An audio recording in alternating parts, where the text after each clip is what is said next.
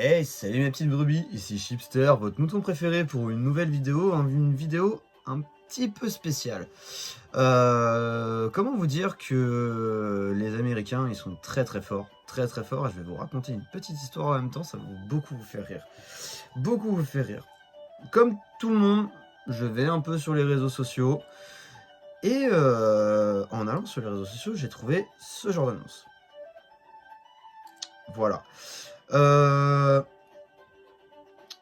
Un petit deck à commander, tout ça, avec un petit pourcentage réduit, peut-être parce qu'ils en avaient un peu trop, peut-être parce que l'extension s'essouffle, on ne sait pas. Mais ce qui est très drôle dans ce mode opératoire, c'est que ils commandaient le produit, mais c'était absolument pas ce qu'ils avaient commandé pour la plupart. C'est-à-dire que sur le commandeur qu'ils ont commandé, petit jeu de mots, ils recevaient l'un des 4 de l'extension. Allez savoir pourquoi, peut-être parce qu'ils avaient tous étiqueté de la même manière, je ne sais pas, mais donc du coup je peux vous les montrer en screenshot, parce que j'ai quand même pris des screenshots, au moins pour la preuve. Et donc du coup, je l'ai fait venir directement des États-Unis.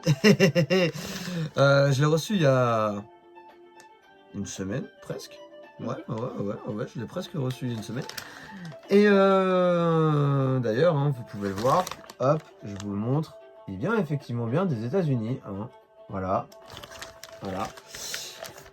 Et donc du coup, je me demande si jamais je vais recevoir celui que j'ai commandé ou peut-être un autre. Notamment le commandeur Valgavoth, qui pour les joueurs de Magic savent qu'il est très bon et très onéreux à l'heure actuelle.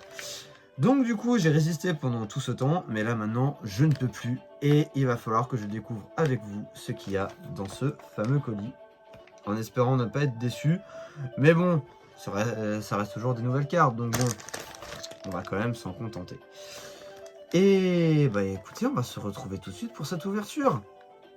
A plus les amis. Démarrage de la partie opening. Alors mes amis, voici le petit colis. Alors, toujours satisfait de l'avoir, mais je serai encore plus satisfait de savoir ce qu'il y a dedans. Petite précision. Certaines personnes ont reçu un deck, mais bizarrement, ce n'est pas le deck qu'il y avait sur l'image, c'en était un autre qu'il y avait dans la boîte. Hein. Ou alors aussi des fausses cartes.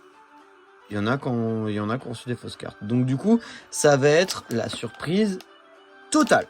Je ne sais pas du tout à quoi m'attendre, mais je trouve ça tellement drôle comme concept. Donc du coup, ce qui va se passer, c'est que on va l'ouvrir de suite, découvrir ensemble le deck qu'il y a dedans, et puis potentiellement avoir une très bonne surprise. Allons-y. Ouais, aussi, ouais, les ciseaux, c'est pas mal. J'ai un peu la pression, hein, je vous avoue. J'aime beaucoup la pression. Énormément.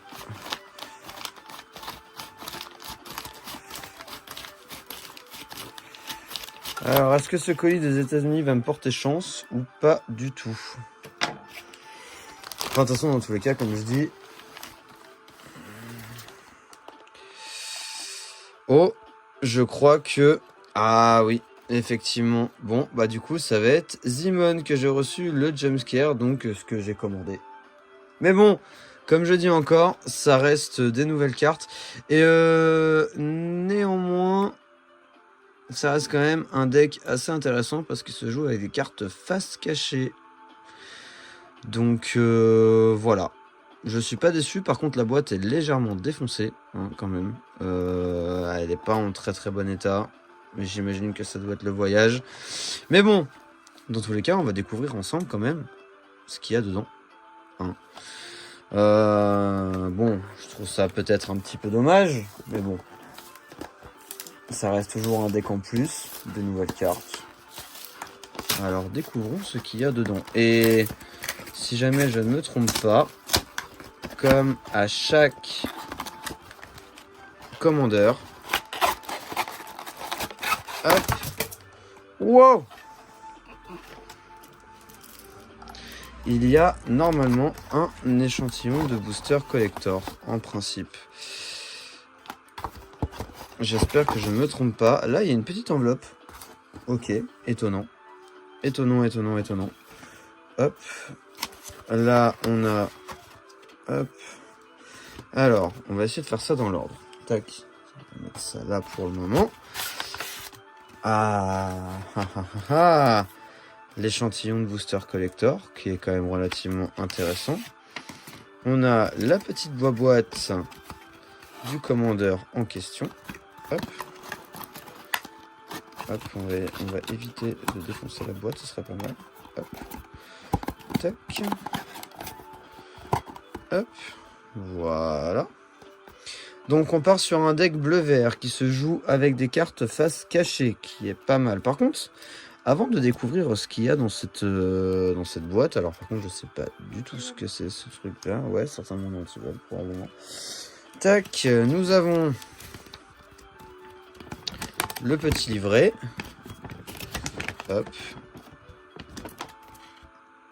Ouais, il en jette quand même. Alors voilà, je ne vais pas lire ce qu'il y a dessus parce que bon, l'anglais et moi ça fait deux. Je comprends l'anglais de Magic, mais après voilà, ça en reste là pour le moment. Tac. Et ça, nous l'ouvrirons à la fin. J'ai hâte de découvrir ce qu'il y a dedans. Alors, on va commencer par... Oh! Qu'est-ce que c'est donc cette chinoiserie? Ok. Je vois que ma caméraman est complètement abasourdi par ces cartes-là. Donc, qu'est-ce que ça fait? Je sais pas, on dirait un schéma. Ok.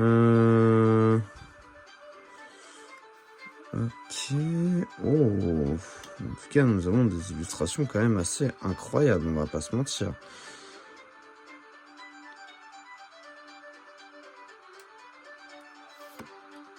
Ok, je suis intouchable. Vous, vos permanents que vous contrôlez ont la défense talismanique. Ok, quand des blessures de combat devraient être infligées à vous, créez un jeton 4/4 incolore. Scarecrow, ça doit être corbeau terrifiant, j'imagine. Artefact avec la vigilance. Et là, me donne le schéma. Alors, je sais pas du tout à quoi correspondent ces cartes. Hein. Je vous les montre. Je me renseignerai peut-être un petit peu plus tard. Mais en vérité, je trouve ça spécial. Hein.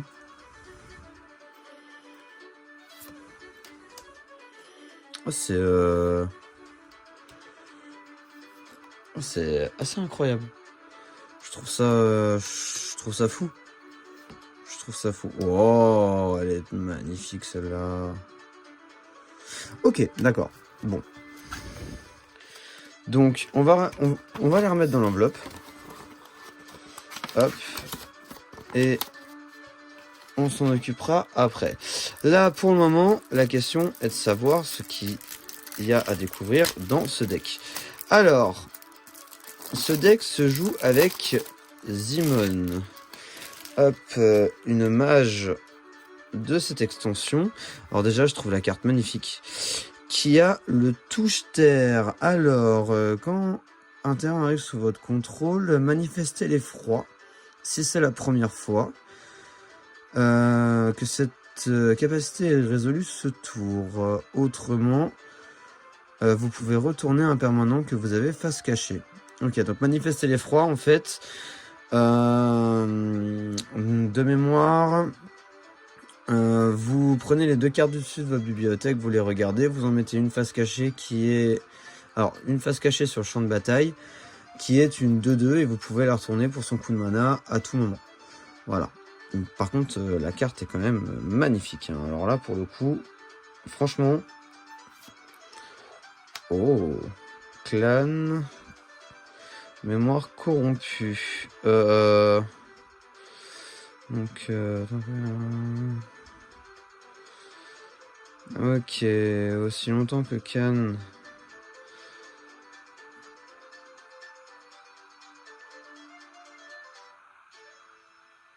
Ok, donc aussi longtemps que la force de Cannes reste inchangée, j'imagine. Les sorts non créatures que vous contrôlez ont le flash. Ok. Si jamais la force de Cannes est moins, j'imagine. Vous pouvez lancer des sorts de créatures comme si elles avaient le flash. À chaque fois que vous piochez une carte, elles gagnent +1/+1.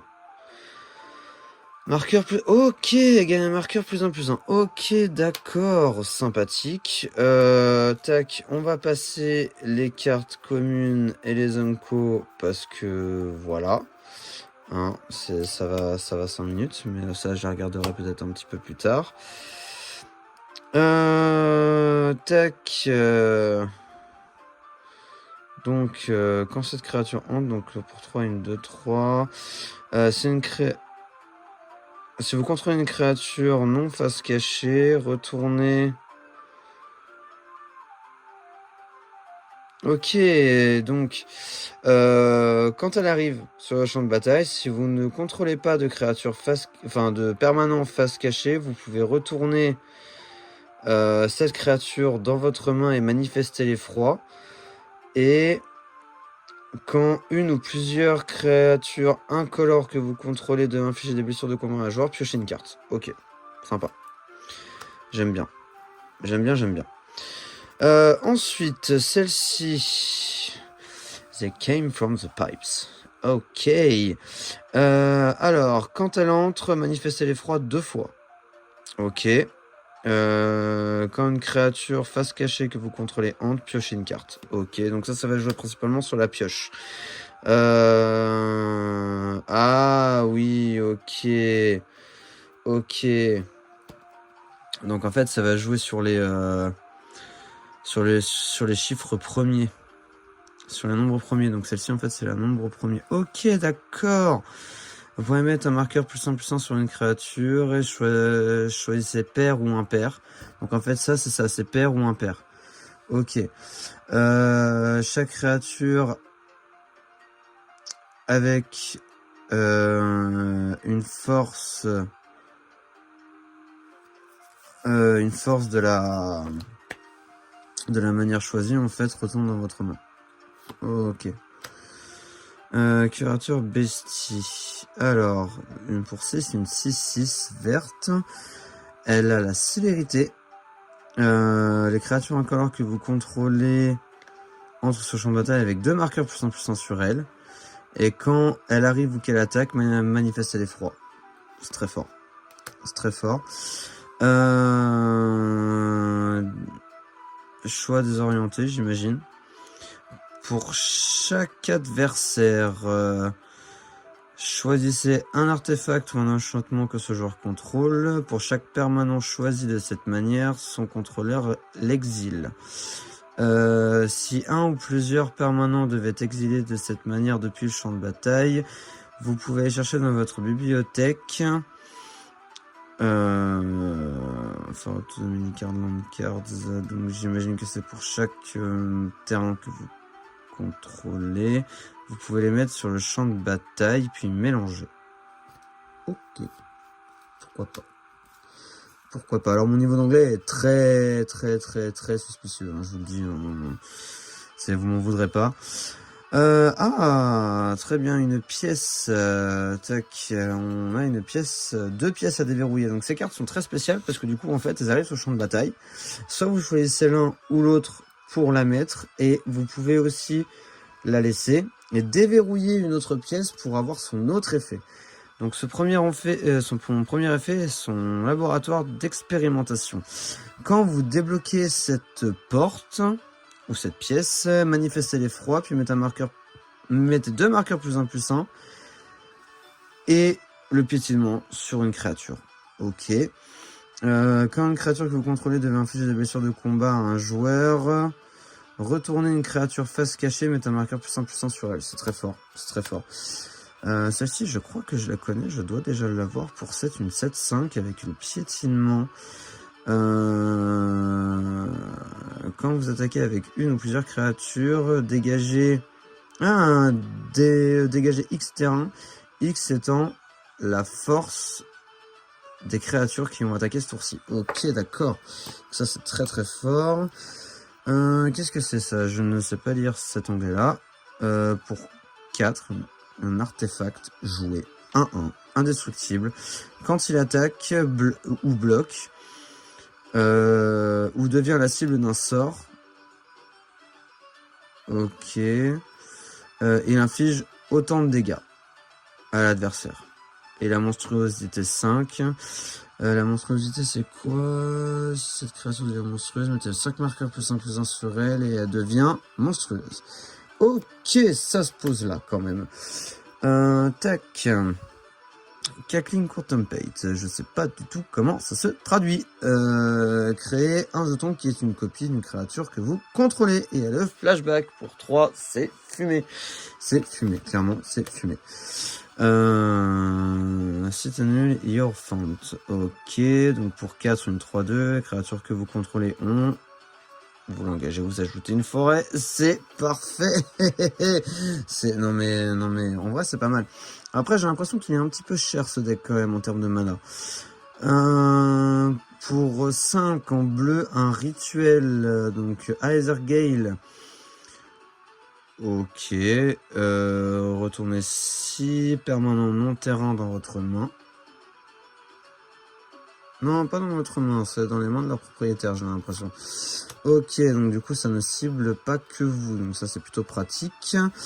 Body of Knowledge pour 5, force et endurance indéterminée. La force et l'endurance de cette créature sont égales au nombre de cartes que vous avez dans votre main. Vous n'avez pas de nombre maximal à votre main, donc ça, c'est bien. Quand il devait infliger les blessures de combat, piocher autant de cartes, mais c'est parfait. Oh, cette carte. Alors, elle, il faut savoir que je l'ai énormément jouée à l'époque quand elle est sortie. Elle est sortie sur la première extension de Tarkir.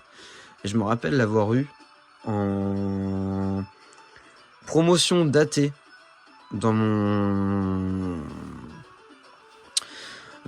avant-première Sultai, parce que j'avais fait Sultai. Donc, elle a la fouille. Donc la fouille, je rappelle, vous pouvez exiler des cartes de votre cimetière pour pouvoir lancer cette carte. Donc à la place de coûter 8, admettons, elle peut vous coûter que 2 si vous exilez 6 cartes de votre cimetière.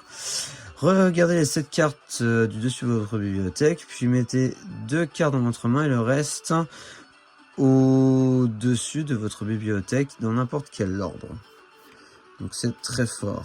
Oh, oh, oh, une carte d'Amonkhet pour 3, c'est Kefnet, très très forte, et elle est vraiment très belle aussi cette carte. Pour 3, une 5-5, elle vole, elle est l'indestructible.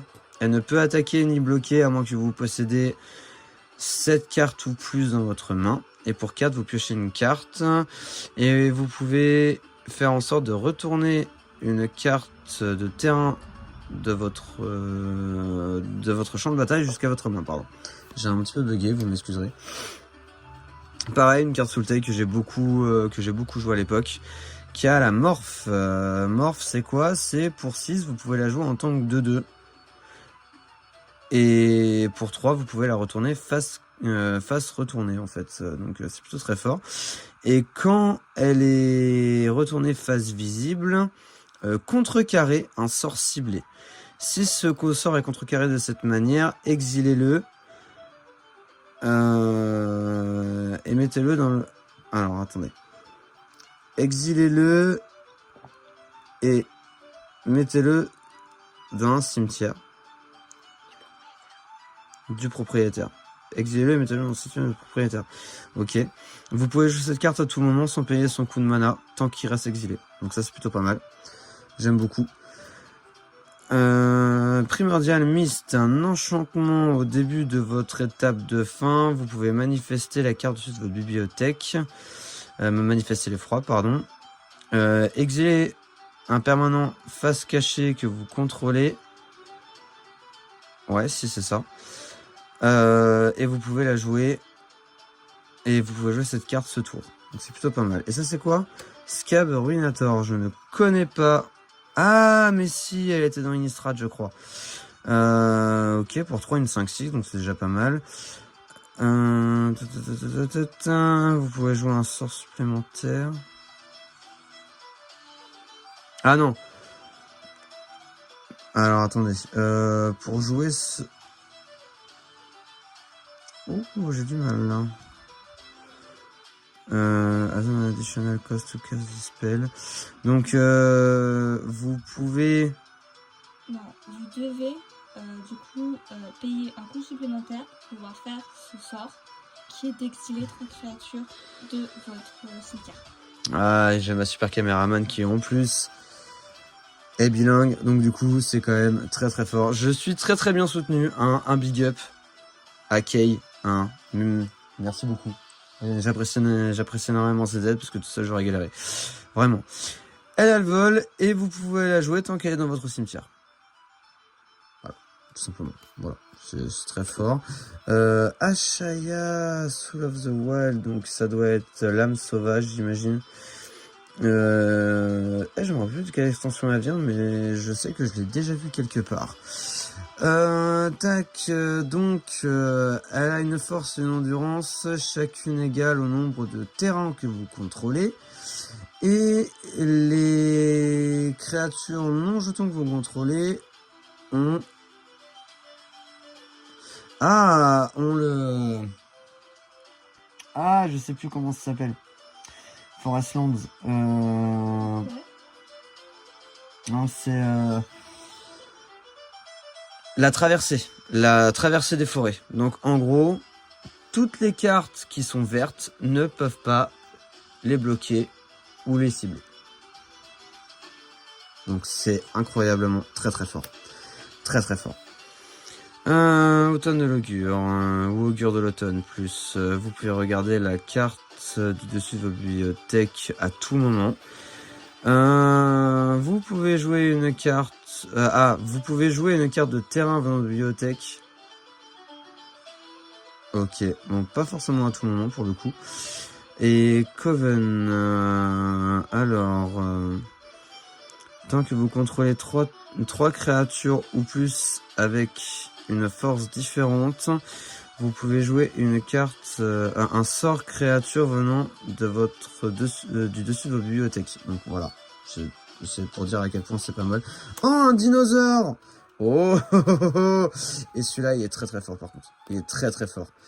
Deathmith Raptor, alors lui, je me rappelle, il a fait un bruit incroyable quand il est arrivé. Déjà, c'est une 3-3 pour 3 avec contact mortel, déjà, pour commencer.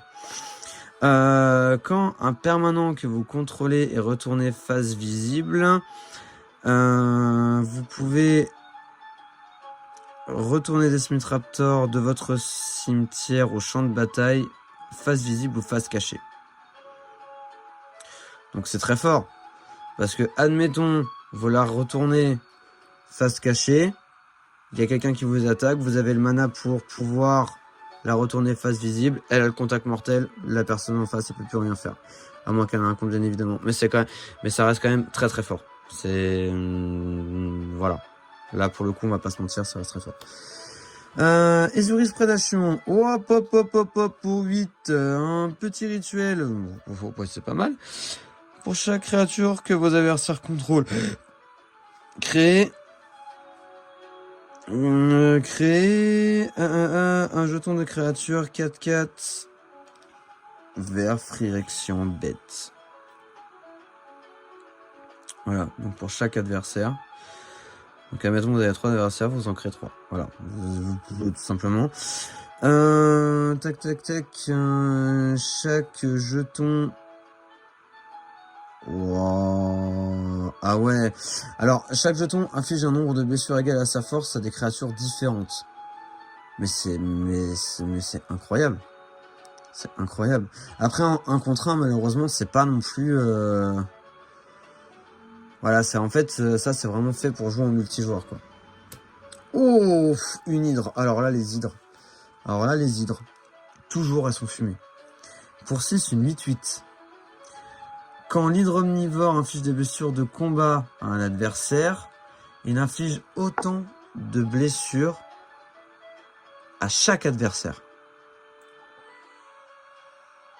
C'est incroyable. C'est incroyable. Alors, vous savez quoi? Bah celle-là, c'est la deuxième fois que je l'ai. Vous savez quoi? Je suis un petit peu déçu de pas avoir eu le deck que je voulais. Mais d'un certain côté, parce que je vais quand même l'essayer celui-là. Mais je sais pas si je vais le garder. Par contre, vu les cartes qu'il y a dedans, je vous cache pas que ça va faire en sorte de faire des decks monstrueux. Hein. Je vous le dis. Hein. C'est en plus moi qui aime jouer beaucoup vert, parce que bon, le vert, ça fait beaucoup rappeler la rampe. Donc aller chercher des manas et en plus jouer vraiment brutal, je vous cache pas que ça va être pépite, hein. Vraiment. Mais revenons à nos moutons. C'est très drôle. Multani, Yamis Yavas Avatar. Alors, elle a la célérité et le piétinement. Donc ça, c'est parfait. Et gagne +1/+1 pour chaque terrain que vous contrôlez et pour chaque carte de terrain dans votre cimetière. Et pour 2, vous pouvez faire en sorte de retourner 2 cartes de terrain que vous contrôlez dans votre main. Et vous pouvez la faire revenir de votre cimetière à votre main. C'est très très fort. Très très fort. Très très fort. Celle-là, je l'ai en 2 fois. Je pense que je vais la jouer 2 fois, justement. Vraiment, je vous cache pas que... Alors celle-là, elle est connue. Pour 5... Un rituel, jusqu'à la fin de votre tour, la créature que vous contrôlez gagne pétinement et gagne plus X, pardon. X étant la force des créatures que vous contrôlez, la force totale des créatures que vous contrôlez. Hein. Donc autant vous dire que dans un deck vachement brutal, bah, par exemple dans un deck dinosaure, hein, typiquement, autant dire que l'adversaire, s'il a pas de contre à ce niveau-là, il peut rien faire. Vraiment. Swordworm, convergence, j'ai un peu bugué, pardon, pour 8, un enchantement, les créatures que vous... Alors, les créatures avec le vol ne peuvent pas vous attaquer ou attaquer un peu de sous-cœur que vous contrôlez. Et au début de votre étape de fin, créez un jeton 5/5 vert. Vert. Vert. Ouais, ok, d'accord. Vous créez un jeton 5/5 vert, sur champ de bataille à chaque étape de fin. Ça peut vite être chiant. Ça peut très vite être chiant. Un petit scarabée pour 3 avec le touche-terre. Quand un terrain arrive sur le champ de bataille, sous votre contrôle, créez un jeton de créature 1/1 verte insecte. Si vous contrôlez 6 terrains ou plus, créez un jeton qui est une copie de cette créature à la place. Autant dire que ça peut vite, très vite partir en armée de scarabée. Voilà. Ah, Shigeki, on la connaît celle-là. Je la joue aussi dans mon Sultai. 2 fois, c'est pas mal. Alors, ouais, peut-être un petit peu trop, ouais. Visionnaire Jukai Shigeki. Alors, pour 2, une 1/3. Pour 2, vous l'engagez. Vous la remettez dans votre main et vous révélez les 4 cartes de sur votre bibliothèque. Vous pouvez mettre une carte de terrain parmi elles dans votre... sur le champ de bataille engagé, puis le reste dans votre cimetière. Et en plus, pour 2 mana verts et XX, vous défaussez Shigeki et vous pouvez retourner X cartes non légendaires de votre cimetière à votre main, ce qui est très très fort. Oh, le chaman Témur, le chaman de guerre Témur. Celui-là, aussi Tarkir. Alors, je suis très content, parce que du coup, je retrouve énormément de cartes qui venait de la première extension de Tarkir, et c'est la première extension que j'ai faite en tant que joueur Magic, et vraiment ça me remonte des souvenirs incroyables. Quand il arrive sur le champ de bataille, manifester, donc pas manifester l'effroi, hein. C'est manifester, c'est encore un autre effet. Donc la carte dessus de vos bibliothèques. Donc en fait là c'est pas les 2 cartes, c'est juste la carte dessus de vos bibliothèques qui vous manifestez, simplement. Donc vous la mettez face cachée, c'est une créature 2/2. Voilà, simplement. Et tac. Vous pouvez la... Ah oui. Vous pouvez la retourner à tout moment, c'est une carte de créature. Par contre, c'est pas une carte de créature, vous pouvez pas la retourner. Voilà, tout simplement. Par contre, quand un permanent que vous contrôlez Et retournez face visible. Si c'est une carte de créature, vous pouvez faire en sorte qu'elle se batte contre une créature ciblée que vous ne contrôlez pas. Très fort. J'aime beaucoup. J'aime beaucoup. Thunderfoot, Balos. Ok. Ok. Donc ça va être Ballot pied de tonnerre, j'imagine. Une 5-5 piétinement avec le lieutenant en tant que vous contrôlez votre commandant. Il gagne +2/+2. Les autres créatures gagnent +2/+2 aussi que vous contrôlez. Et elles gagnent +2/+2 et le piétinement. Ok, d'accord. Sympa. J'aime beaucoup. Oh, encore une carte de Tarkir. Ah, mais vraiment, à chaque fois que je vais regarder une carte qui vient de cette extension, je vais m'extasier. Hein. Vraiment, hein, je suis désolé, hein, mais... Alors, quand une carte face cachée que vous contrôlez entre, vous pouvez chercher dans votre bibliothèque une carte de terrain de base, la révéler, mettez-la dans votre main, puis mélangez. Quand la permanente que vous contrôlez est retournée face visible, si c'est une créature, elle gagne +2/+2 jusqu'à la fin du tour. Ok, sympa. Ah bah celle-là je la connais bien aussi, elle vient de Tarkir aussi. Ah, Tarkir ou Zendikar. Ah, peut-être Zendikar. Non, manifesté, non. Donc c'est Tarkir, pardon. Autant pour moi, excusez-moi. Pour 5, une 4/4. Et en plus, c'est une mythique. Au début de votre étape de fin, manifestez la carte de votre bibliothèque. Sacrifiez l'élémental Whisperwood, donc la forêt fantôme, hein, on va dire. Non, la forêt des murmures, je crois. Tac. Jusqu'à la fin de votre tour, vous... Alors, retournez une créature non jeton que vous contrôlez. Et elle gagne quand une créature meurt, manifestez la carte sur vos bibliothèques. Ah, ça peut être sympa. J'aime bien. Wordspine Worm pour... oh là là, pour 11 ou 15-15. C'est quoi cette carte? Je pourrais jamais la jouer. Bon, tout de suite.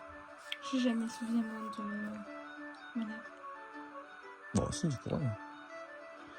Bah, toujours est-il qu'elle a le piétinement déjà. Hein, et quand elle meurt, vous créez 3 jetons 5/5 verts avec le piétinement.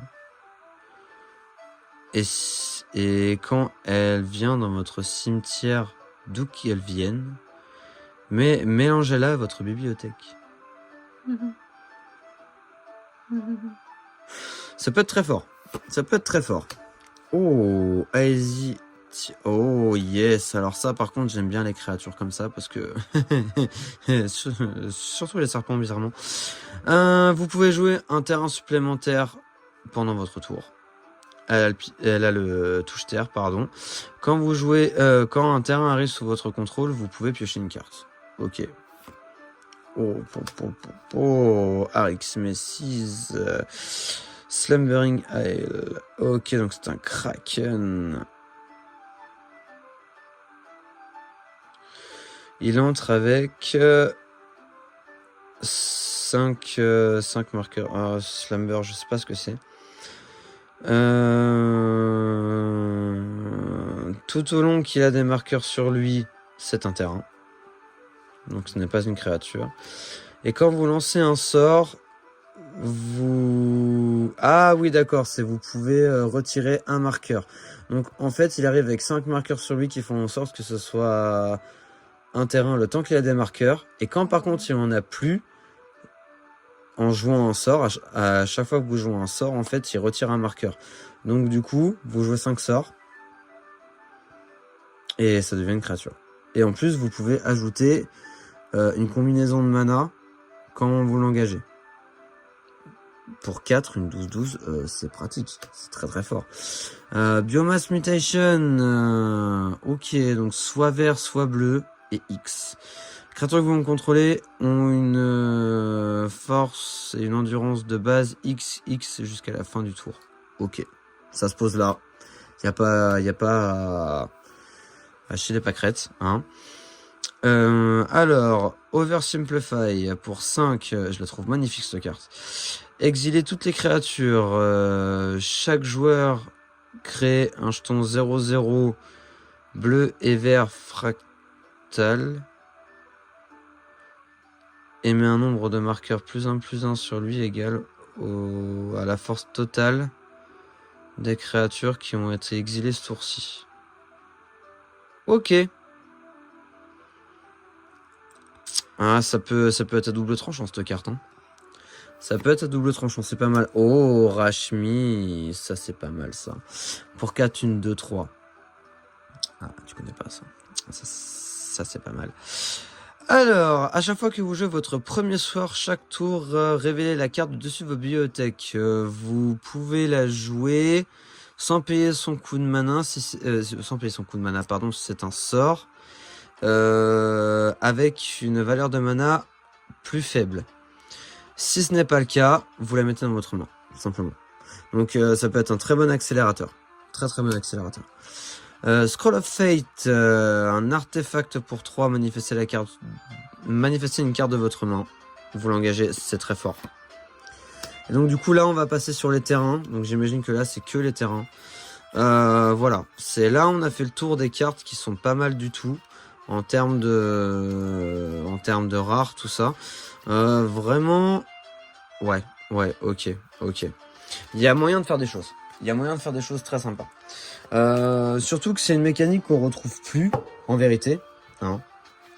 Les cartes face cachée, tout ça, machin, c'est des mécaniques qu'on ne retrouve plus. Donc voilà, moi je trouve ça très intéressant. Et alors, encore une fois, je suis assez déçu dans le sens où j'aurais aimé avoir un Valgavoth, mais je me demande si ce deck-là, il vaut pas le détour quand même. Vraiment, j'essaierai de le jouer comme ça. Je verrai ce que ça donne. Et peut-être pas avec cette carte-là, mais plus avec cette carte-là. Elle m'inspire un petit peu plus, cette carte. Hein, je rappelle... Alors, donc du coup, on va la refaire. Pour 4, 1, 2, 2. Tant que sa force est paire, vous pouvez jouer une carte, enfin un sort non créature comme si elle avait le flash. Si au contraire sa force est impaire, vous pouvez jouer les cartes de créature, les sorts de créature comme si elles avaient le flash. En vérité, ça peut changer une game. Hein. Selon comment c'est joué, ça peut changer une game. Donc voilà. Moi je pense que je serais plus parti sur celle-là en vérité. Elle m'inspire un petit peu plus en termes de jeu. Alors maintenant, parce que là maintenant la grande question ça va être qu'est-ce qu'il va y avoir dans cet échantillon? Qu'est-ce qu'il va y avoir là-dedans? Moi c'est ça la question que je me pose. Vraiment. Et j'espère. 2. Oui, c'est des cartes. Bravo. Oh. Est-ce que ce serait pas... Si, c'est ce côté-là qui s'ouvre le mieux. Donc on va terminer cette vidéo, les amis, par ça, justement. Tac. Hop, donc du coup, on va révéler cette carte-ci. Oh. Une petite mythique. C'est sympa. Ça, c'est très sympa. Alors, qu'est-ce qui est fait? La menace, elle a la célérité. C'est un... Alors, Scarecrow. Ok, c'est un épouvantail. Ok.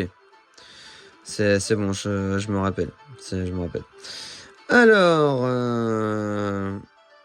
Quand il entre sur le champ de bataille... Et à chaque fois que vous jouez une carte... Avec... Ah oui, ok d'accord. À chaque fois que vous jouez une carte avec un ou plusieurs types, chaque joueur crée engager un jeton de créature 2/2 noir corbeau. Enfin, oiseau plutôt. Avec le vol. Et par contre, ce jeton a Godhead. Godhead, je vois pas ce que c'est. Faudrait que je me renseigne. Mais en tout cas, j'aime beaucoup cette carte. Voilà, ça peut être potentiellement un commandant, parce que voilà, j'aime beaucoup. Et ça, c'est quoi? Ok. Ça, je me demande si j'ai pas déjà... Pour 3, une 3-2 menace. Pour 2, sacrifier une autre créature ou un enchantement. Mettez un marqueur +1/+1 sur celle-là. Ok. Et au début de votre étape de fin, si vous avez sacrifié un ou plusieurs permanences ce tour, il inflige autant de blessures à n'importe quelle cible. Je peux pas être déçu par ce que j'ai eu. Hein. Déjà, je m'attendais pas à avoir une mythique. Très clairement, j'aime beaucoup. Alors, encore une fois, je pourrais être déçu, mais je ne le suis pas. Parce que déjà, j'ai retrouvé des cartes que je jouais il y a 10 ans de ça. Et puis, en fait, c'est une mécanique qui m'intéresse plutôt pas mal. Donc en fait, on va plutôt l'essayer, ce deck. Et puis, on va se retrouver certainement pour une vidéo test. Il y a de grandes chances pour qu'on se retrouve avec une vidéo test. Dans tous les cas, les amis, je vous souhaite de passer une très bonne soirée, une très bonne journée suivant le moment où vous regardez cette vidéo. Mais en tout cas, en ce qui me concerne, je ne suis pas déçu parce que ça fait toujours des nouvelles cartes, nouvelles collections et encore possibilité de faire des nouveaux decks. Donc, on n'est jamais déçu par ce qu'on a ici, dans cet endroit où nous aimons Magic. Des bisous mes petites brebis, à plus tard, ciao!